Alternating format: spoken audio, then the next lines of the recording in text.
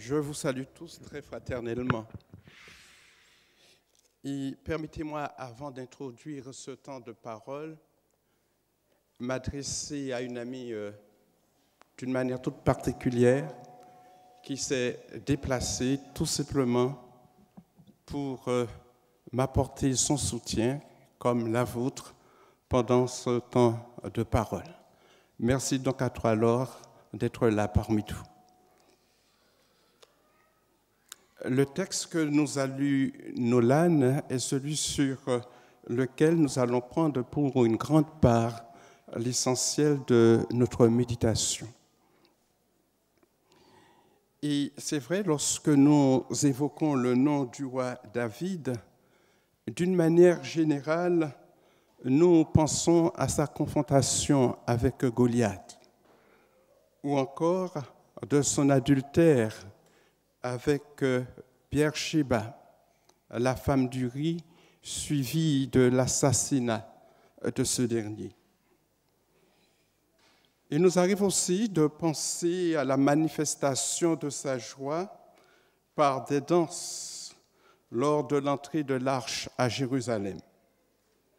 Nous pourrions citer d'autres événements de sa vie parce que cette liste n'est pas exhaustive. Cependant, à mon sens, il y a un aspect de sa vie que nous avons tendance à oublier, à occulter.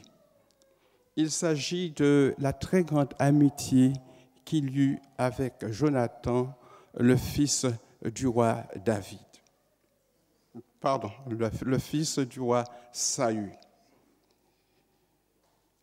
On dit de l'amitié que c'est l'un des biens le plus rares et le plus précieux que nous puissions avoir. C'est pourquoi, frères et sœurs, j'aimerais de ce temps de parole vous entretenir sur l'une des plus belles histoires de l'amitié que nous rapporte la Bible. Il s'agit de l'amitié il s'agit de celle de David et de Jonathan. Un lien si fort que certaines associations homosexuelles n'ont pas hésité à utiliser afin de justifier la légitimité de leurs pratiques illicites, à tort, bien entendu. Dans Proverbe 17, verset 17, le sage écrit. Je ne suis pas certain que tout le monde m'entend dans la salle. C'est bon? Le sage écrit, l'ami aime en tout temps, et dans le malheur, il se montre un frère. Dans le chapitre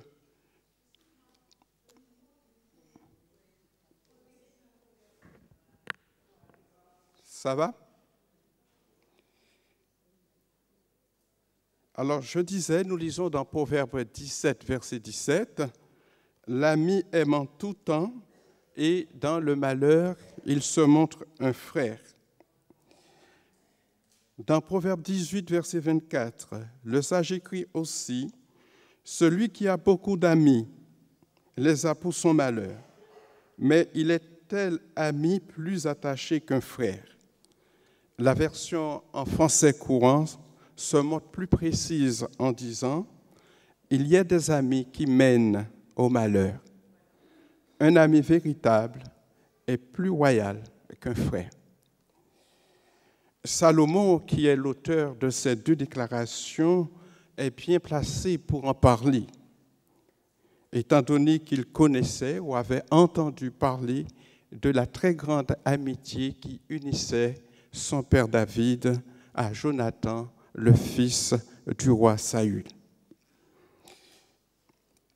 Je vous propose maintenant de voir dans quelles circonstances cette amitié s'est nouée entre les deux hommes. À vrai dire, tout a commencé après la victoire de David contre Goliath, contre le géant Goliath. David est convoqué par Saül qui l'interroge en ces termes. « De qui es-tu fils, jeune homme ?» Cette question, en apparence anodine, est à la fois surprenante et embarrassante, car celui qui se trouve devant lui est celui-là même qui, au chapitre 16 de 1 Samuel 19, versets 16 à 23, est celui-là même qui l'apaisait de son agitation grâce à ses dons de musicien. Toutefois, David ne s'en offusqua pas et déclina son identité de la manière la plus simple que possible, et ce, en présence de Jonathan. Vous pouvez toujours vérifier dans 1 Samuel 17, verset 58. Il dit « Je suis fils de ton serviteur Ésaïe, Bethlémite. » Cette réponse courtoise toucha Jonathan au plus profond de lui-même. Notre texte dit dans 1 Samuel 18, verset 1, « David avait achevé de parler à Saül, et dès lors, l'âme de Jonathan fut attachée à l'âme de David. » Et le texte insiste en disant « Jonathan l'aima comme son âme. » Je vous propose de voir à présent les éléments qui ont permis de construire cette amitié. Qui se rassemble, s'assemble, d'après un dicton.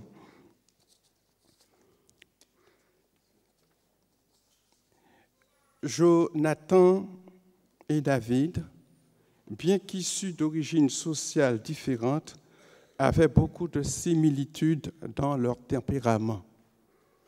L'un prince héritier, homme d'élite, guerrier de renom, et l'autre poète, berger, musicien émérite. De plus, d'après le texte de 1 Samuel 18, verset 20, nous apprenons qu'un lien de parenté unissait les deux hommes, car ils étaient beaux-frères. L'un des premiers éléments qui a permis de construire cette amitié est le courage. D'après le texte de 1 Samuel 13, 1 à 3, Jonathan attaqua un poste de Philistins accompagné de 1000 hommes contre 2000 pour son père. De plus, en dépit des sentiments qu'il pouvait éprouver pour son père et David, il décide de s'opposer au plan machiavélique de son père qui avait l'intention de tuer David, qu'il considérait comme un rival. David, pour sa part, va illustrer son courage en tuant des lions, des ours pour protéger le troupeau de son père. Dans 1 Samuel 17, 32, en se proposant de défier le géant Goliath dont tout le monde avait peur, il parla ainsi au roi Saül. « Que personne ne se décourage, ton serviteur ira se battre avec lui. » Autre élément participant à la construction de cette amitié est la confiance en Dieu. Alors qu'il est prêt à attaquer les Philistins, Jonathan parle en ces termes à son serviteur. Vous pouvez vérifier dans 1 Samuel 14, verset 6. « Viens et poussons jusqu'au poste de ces incirconcis. Peut-être l'Éternel agira pour nous, car rien n'empêche à l'Éternel de sauver au moyen d'un petit nombre comme d'un grand nombre. » Pour ce qui concerne David, il va montrer sa confiance en Dieu lorsque le roi mettra en doute sa capacité d'affronter Goliath. Il dira « L'Éternel qui m'a délivré de la griffe du lion et de la patte de l'ours me délivrera aussi de la main de ce Philistin. » C'est 1 Samuel 17, le verset 37. Frères et sœurs, l'amitié se construit à partir des sentiments, des valeurs, des caractères communs, mais elle reste inerte si elle n'est pas alimentée par des gestes forts. Voyons à présent les quelques gestes d'amitié qu'il y eut entre les deux hommes. D'après 1 Samuel 18, verset 3, « Quant à Jonathan, il aimait tellement David qu'il conclut un pacte d'amitié avec lui. Il ôta le manteau qu'il portait et le lui donna. Il lui offrit également ses habits militaires et même son épée, son arc et son ceinturon. » Frères et sœurs, pour l'époque, ce don d'objet très personnel est un message très fort destiné à David. Cela signifie qu'il renonce à sa place d'héritier. Il cède la place à David qui a été choisi par Dieu. Il ne laisse s'installer aucune place à la compétition. Il place l'amitié au-dessus de la royauté, car il l'aime comme son âme. En réalité, cette amitié est l'accomplissement du commandement de la loi « Tu aimeras ton prochain comme toi-même ». Quant à David, à la mort de Jonathan, il va manifester sa douleur la plus vive dans son éloge funéraire que nous pouvons lire dans 2 Samuel 1, les versets 17 à 27 que j'ai demandé à Roger de nous lire. 2 Samuel 1, 17 à 27. Voici le cantique funèbre que David composa sur Saül et sur Jonathan, son fils. L'élite d'Israël a succombé sur tes collines. Comment des héros sont-ils tombés? Ne l'annoncez point dans Gad, n'en publiez point la nouvelle dans les rues d'Ascalon, de peur que les filles des Philistins ne se réjouissent, de peur que les filles des incirconcis ne triomphent. Montagne de Gilboa, qu'il n'y ait sur vous ni rosée, ni pluie, ni champs qui donnent des prémices pour les offrandes, car là ont été jetés des boucliers des héros, le bouclier de Saül, l'huile a cessé de les oindre. Devant le sang des blessés, devant la graisse des plus vaillants, l'arc de Jonathan n'a jamais reculé et l'épée de Saül ne retournait point à vide. Saül et Jonathan, aimables et chéris pendant leur vie, n'ont point été séparés dans leur mort. Ils étaient plus légers que les aigles, ils étaient plus forts que les lions.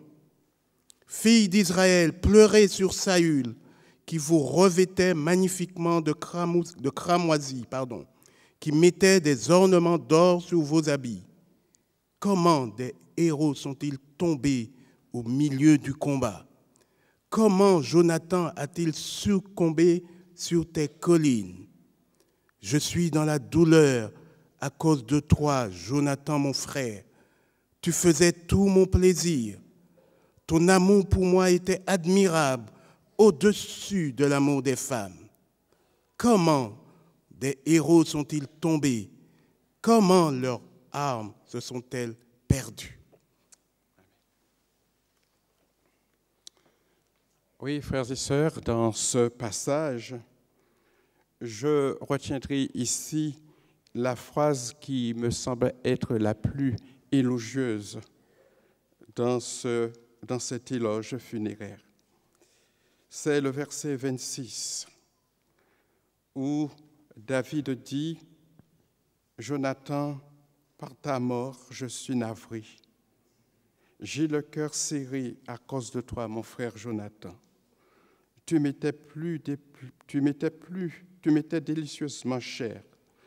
Ton amitié m'était plus merveilleuse que l'amour des femmes. » Chers amis, à chacun sa sensibilité. Mais pour ce qui me concerne, je considère ce verset 26 comme un chef-d'œuvre de la littérature biblique. Un peu plus tard, dans 2 Samuel 9, verset 7, David manifestera sa bienveillance à la descendance de son ami défunt. En effet, Méphibosheth, fils de Jonathan, fils de Jonathan, perclus des pieds, est invité quotidiennement à la table du palais. Je cite le verset 27. David lui dit, « N'aie pas peur, à cause de ton père Jonathan, je veux te traiter avec bonté. Je te rendrai toutes les terres qui appartenaient à ton grand-père Saül, et de plus, tu mangeras tous les jours à ma table. » Dans 2 Samuel 21, verset 7, David aura l'occasion de sauver Méphibosheth d'un massacre, toujours en raison du serment qu'il avait fait avec Jonathan. Revenons à présent, frères et sœurs, sur les éléments qui ont déclenché cette amitié entre David et Jonathan. Tout a commencé avec la destitution du roi Saül en raison de sa désobéissance à l'Éternel.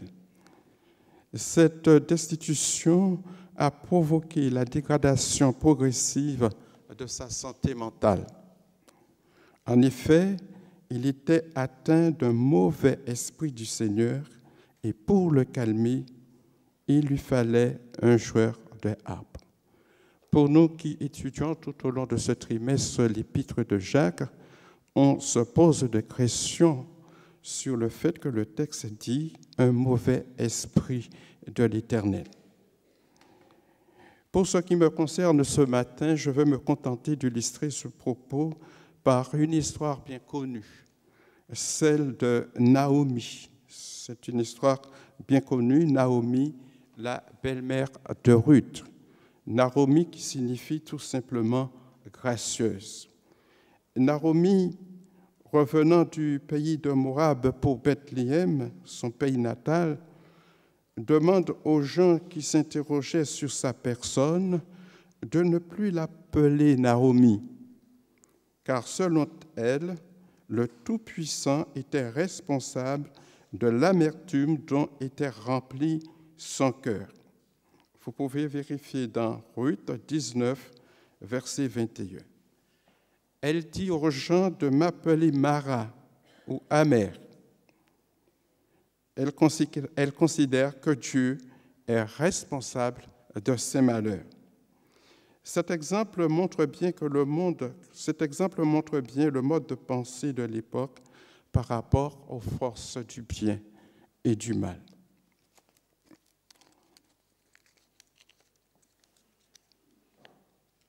Ceci dit, revenons au cœur de notre récit. Pour apaiser le roi, notre texte dit « On lui fait venir un homme ayant l'Esprit de Dieu, sachant jouer de la harpe. » Ce sont ces circonstances qui vont mener David dans le palais royal au service du roi. Tout laisse à croire qu'il était apprécié par la famille royale pour ses différents talents, notamment de musicien.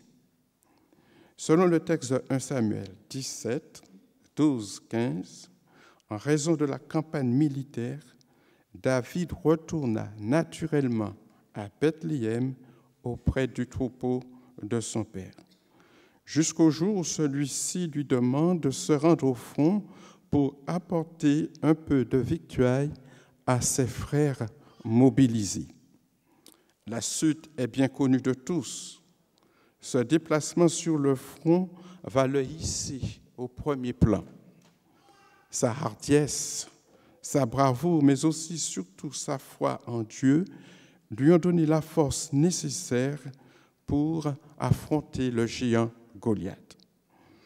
Notons au passage qu'avant de terrasser le géant, il dit « tu marches contre moi avec l'épée, la lance et le javelot, et moi je marche contre toi au nom de l'Éternel des armées que tu as insulté.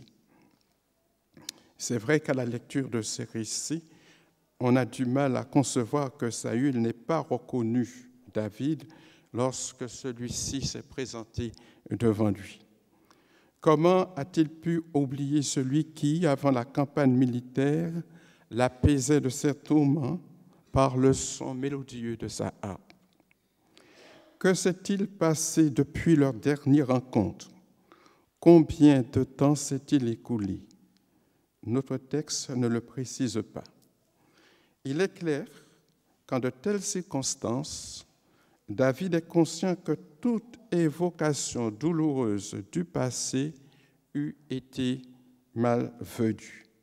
C'est pourquoi, lorsque David décline son identité, il ne lui dit pas qu'il est celui qui jouait pour lui de la harpe. Il se contente de dire « Je suis fils de ton serviteur Isaïe ». En disant ces choses, David fait preuve d'une grande maîtrise de soi, d'une intelligence et de maturité spirituelle, car en disant ces mots, il ne risquait pas de faire du mal au roi et aux membres de sa famille. Dès lors, on comprend l'attachement de Jonathan pour David, car il a tout vu, tout entendu et ne peut être admiratif et reconnaissant devant tant de délicatesse, de décence. Il a tout de suite vu en lui le miroir de sa personnalité. L'histoire de leur amitié est l'une des plus belles dans les Écritures. Elle était solide, car ils avaient ensemble scellé une alliance ancrée en Dieu. Elle se poursuivait même après la mort. Frères et sœurs, qu'en est-il de nous?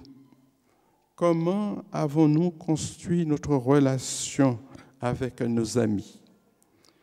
Avons-nous placé Dieu dans cette relation? Cette relation dépasse-t-elle les frontières de la mort?